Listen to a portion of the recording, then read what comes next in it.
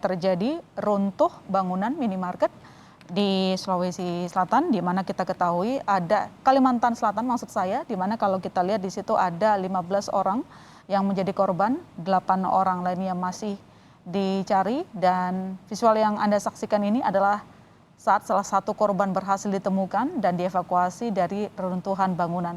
Korban segera dibawa menuju rumah sakit untuk mendapat penanganan medis. Diduga masih ada beberapa orang tertimbun di bawah reruntuhan. Proses pencarian masih terus dilakukan dengan bantuan alat berat.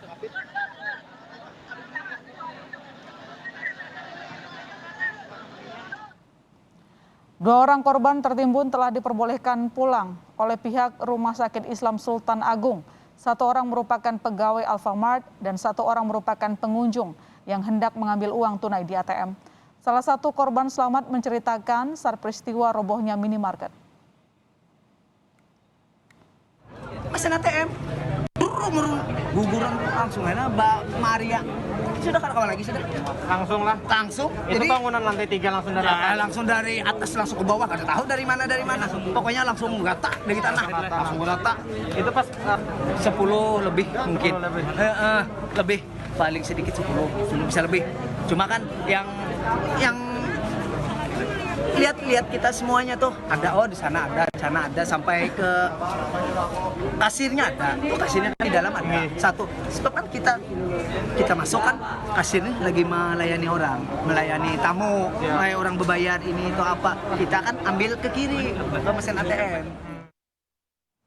Untuk informasi berikutnya kita akan terhubung dengan jurnalis Kompas TV yang berada di lokasi. Samsul, tadi kita mendengar update dari korban yang selamat. Ia mengatakan bahwa runtuhnya bangunan itu tiba-tiba. Artinya bisa kita katakan bahwa memang tidak ada yang namanya misalnya gempa bumi, tapi tiba-tiba saja bangunan runtuh seketika.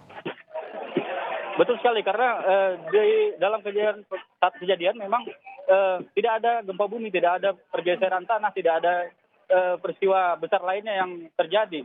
Memang walaupun dari saksi sebelumnya dinyatakan memang sudah pernah mendengar bunyi-bunyi dari bangunan tersebut, sehingga kejadian memang terjadi tiba-tiba begitu. Dan kita kembali ke layar kaca, kalau kita lihat masih di titik yang sama, Samsul. Ini tim melakukan mencoba melakukan proses evakuasi, artinya cukup lama ya di sana, Samsul. Mungkin Anda bisa jelaskan sekali lagi bagaimana sampai proses penyelamatan atau evakuasi ini begitu sulit dilakukan? Ya, benar sekali, karena melihat tadi bahwa bangunan di bagian tengah adalah bangunan beton yang besar dan sangat padat, sehingga perlu upaya ekstra untuk memecahnya menjadi menjadi pecahan-pecahan beton yang lebih kecil sehingga lebih mudah diangkat, baik menggunakan alat berat ataupun dengan tangan sendiri dari para relawan dan juga petugas yang sedang berada di lokasi.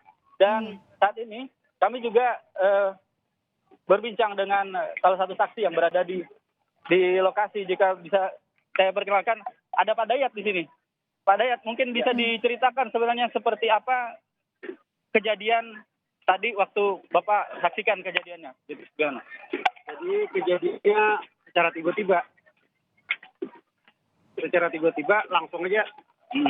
Kita memang sudah berapa hari kita sudah mendengar bunyi yang kertak bunyi betonnya tuh, nah itu memang ada sudah berapa hari gitu. Cuma pas hari ini tadi waktu kita mau ngambil kendaraan, mau ngidupin kendaraan tadi di sini mendengar bunyi di atas. Kok bunyi ini kertek apa ini bunyi?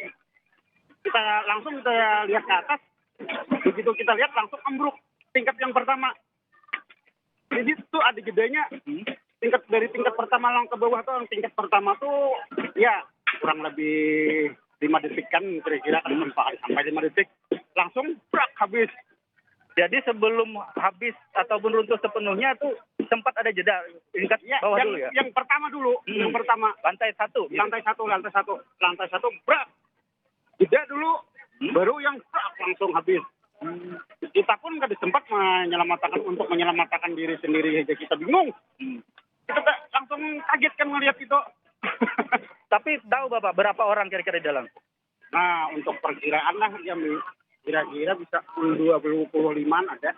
Soalnya ini orang cerita tadi yang parkir kendaraan itu sekitar 16 buah kendaraan di depan.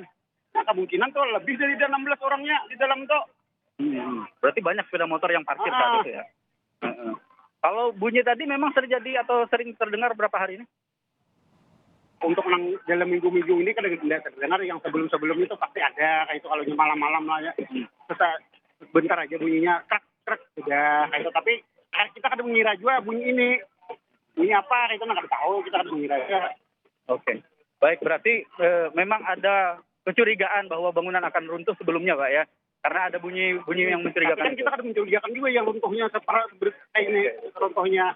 Cuma kalau yang itu ya kira-kira bangunannya lah kayak apa, sudah ada retak-retaknya tuh di dinding-dindingnya tuh sudah ada retak. Tapi ini bangunan lama, Pak. Kan tapi lama begitu. Baik, terima kasih Pak Dayak atas keterangannya tadi.